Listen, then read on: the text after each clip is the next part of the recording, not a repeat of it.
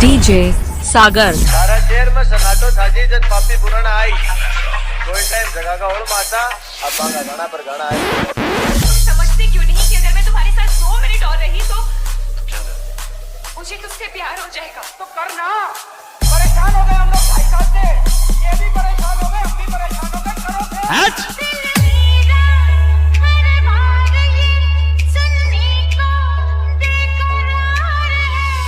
ओए बाबू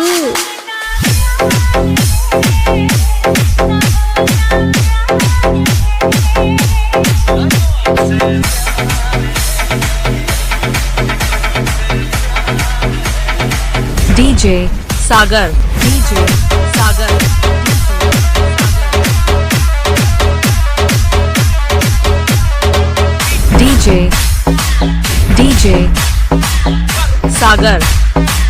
DJ सागर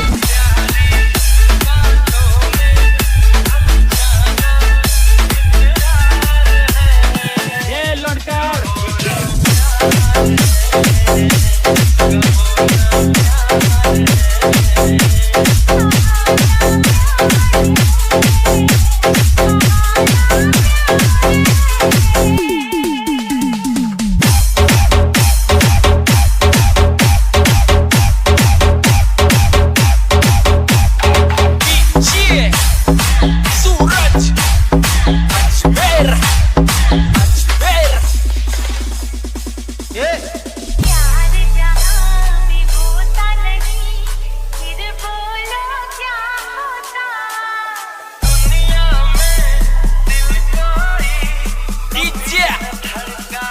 DJ सागर